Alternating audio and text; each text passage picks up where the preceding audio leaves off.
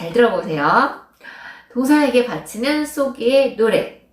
동사야, 왜 태어났니? 왜 태어났니?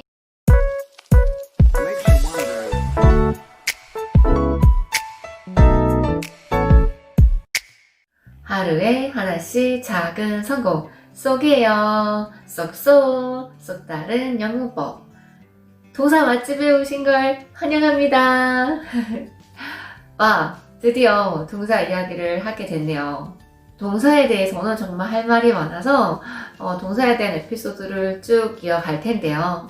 그 전에 왜 이렇게 동사를 중요하게 생각하는지, 또 그 긴 여정을 위해서는 동사의 기본 개념과 특징을 먼저 쏙쏙 이해하는 과정이 필요해요. 동사를 왜 이렇게 중요하다고 하지? 그건요, 동사를 통해서 하고 싶은 말을 할 수 있게 해주거든요. 그럼 동사를 중요하고 특별하게 대우하는 이유 시작할게요. 쏙 다른 영문법을 이어오면서 제가 말씀드리고 지금까지 강조하는 부분은, 영어 문장은 수많은 단어들로 되어 있는데 그 단어들을 성격과 비슷한 것들로 묶어서 품목, 기억하시죠? 품목별로 진열되어 있는 마트 생각해보세요. 그렇게 품사라는 이름으로 단어들을 묶어놨고요. 또 이 단어들이 문장에서 하는 역할은 또 뭐지? 이런 거에 초점을 맞추면서 제가 지금 계속 영상을 이어가고 있는데요.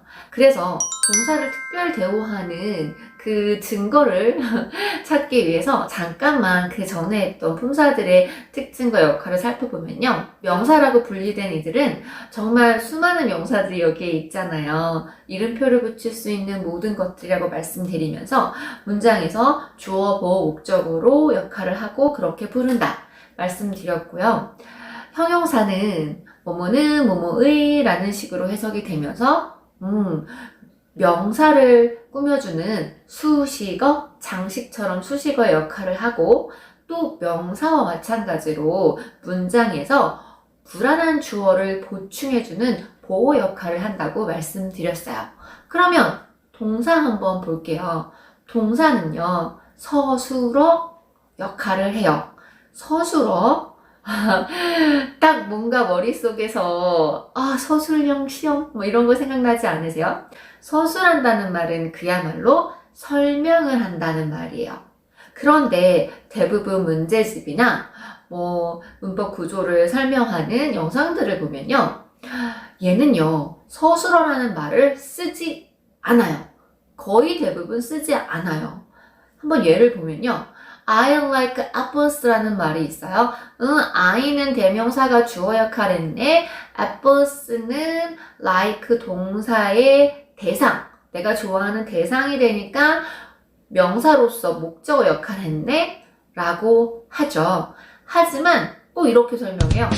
like 동사, 이런 식으로요. 어떻게 보면 특별 대우인 거죠.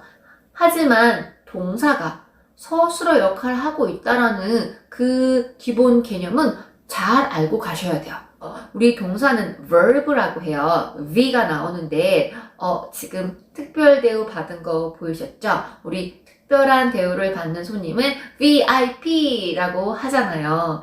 그러니까 특별 대우를 받는 VIP verb V라고 생각해 볼까요? 서술어의 역할을 하는 동사. 그런데 누구를 서술해주고 설명해주느냐? 바로 주어. 주어는 어떤 언어의 줄임말이라고 말씀드렸죠? 주인공 언어. 주인공을 설명해주고 있어요. 주인공이 하고 싶은 말을 할 수 있게 해준다는 거죠. 너무 중요하죠. 그래서 제가 이 너무 중요한 동사를 위해서 제가 만든 노래가 있습니다. 잘 들어보세요. 동사에게 바치는 쏘기의 노래.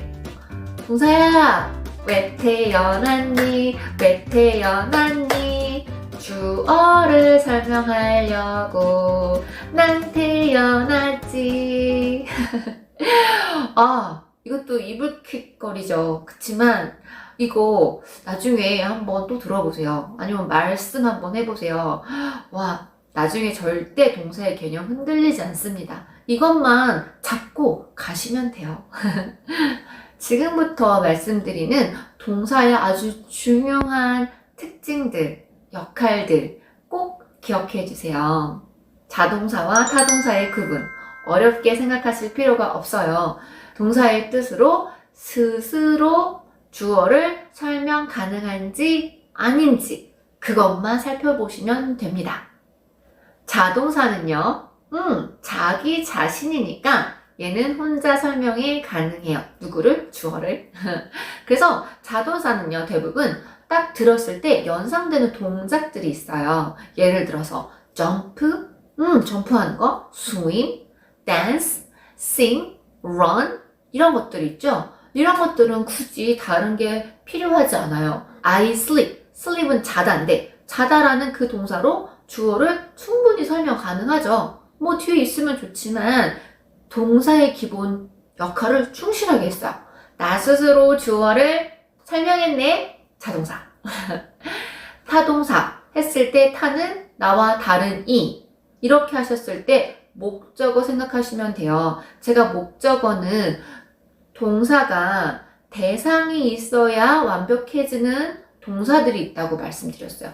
그게 바로 타동사였던 거예요. 가장 쉽게 기본적으로 구별하는 방법 중에 하나로 이거 말씀드렸었어요. What으로 꼭 물어보게끔 만드는 동사들이 있다라는 거죠. I like라고 했어요. like는 동사 자리고 I라는 주어를 설명해줘야 된다고 말씀드렸죠. I like, 나는 좋아해. 이 동사 문제 있네요. 주어를 제대로 설명을 못하고 있어요. 좋아하는데 무엇을 좋아하는지 what으로 물어봤을 때 you 라는 대상이 나와야 되거든요. 이 대상이 바로 목적어라고 말씀드렸죠. 하나 더 볼게요. I want. 나는 원해. 그러면 what? 무엇을 원하는지 말이 나와야 될 거 아닐까요?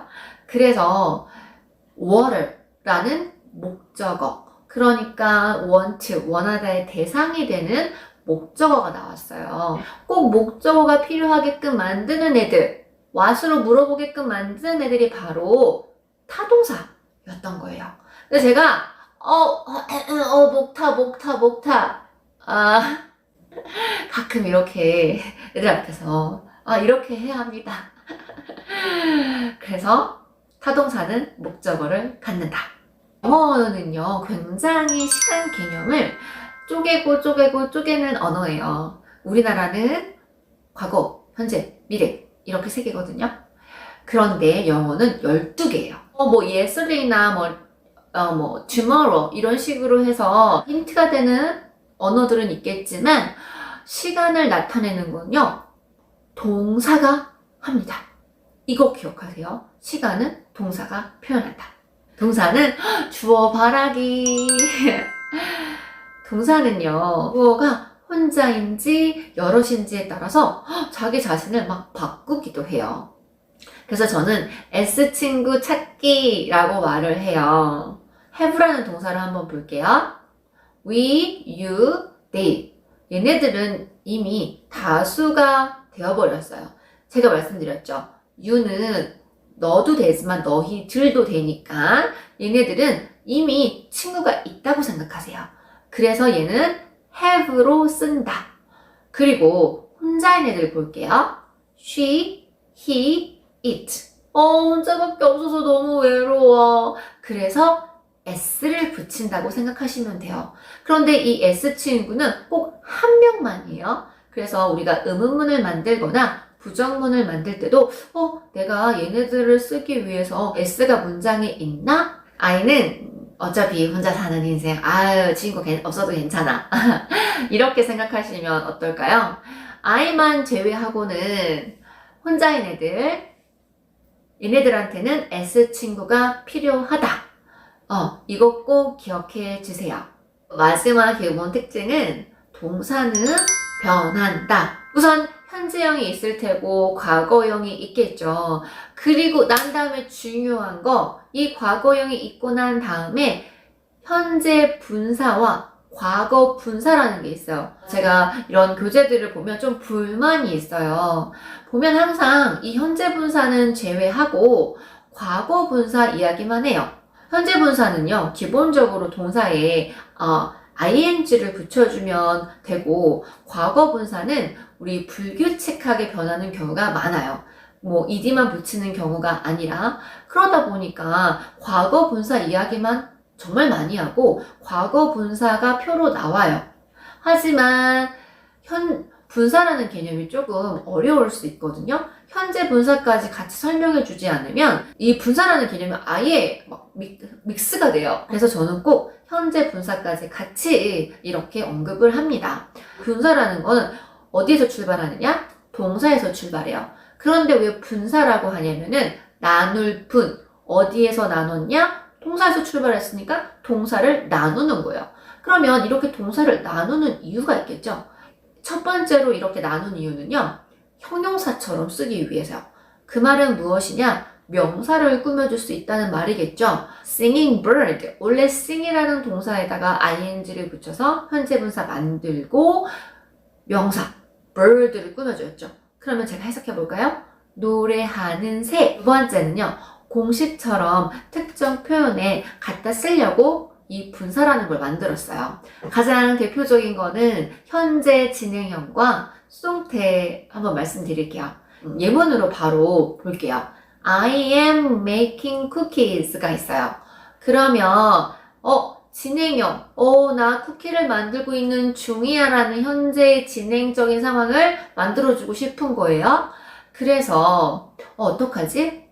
그래? 그러면 빗동사 가지고 오고 우리 현재 분사 만들까? 그래. 그래서 우리 현재 진행형이라고 하자.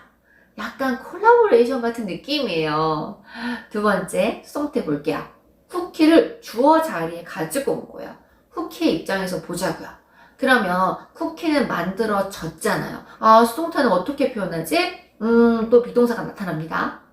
그래? 그러면 나를 갖다 써. 그리고 난 다음에 우리 과거분사 가지고 와서 수동태라는 공식을 만들어 보는 건 어떨까? 좋아.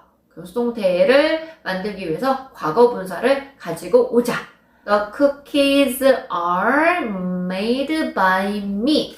네. 시제를 좀 구별하는 게 좋지만 조금 더 편하게 쉽게 이해하기 위해서 그냥 현재형으로 했어요.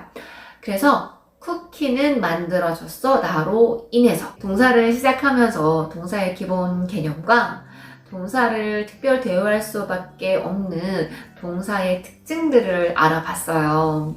각각의 내용들은 제가 동사를 진행하는 영상 속에서 더 자세하게 말씀을 드릴 거예요. 하지만 제가 이렇게 기본적인 특징들을 말씀드리는 이유, 동사라는 부분은 굉장히 큰 긴 여정이에요. 그거를 익히는 데 있어서 이런 기본 개념들을 확실하게 갖고 계시면 그때그때마다 조금 더 잘 이해하실 수 있으세요. 그러면 지금부터 동사의 맛집에 오신 걸 환영하면서 그전 영상들을 조금 부족하다 생각하시면 쭉 봐주시고요. 앞으로 시작되는 쏘기의 동사 이야기 꼭 함께 해주세요. 쏘기에게 구독과 좋아요 꾹꾹 톡하게 맑게 감사하게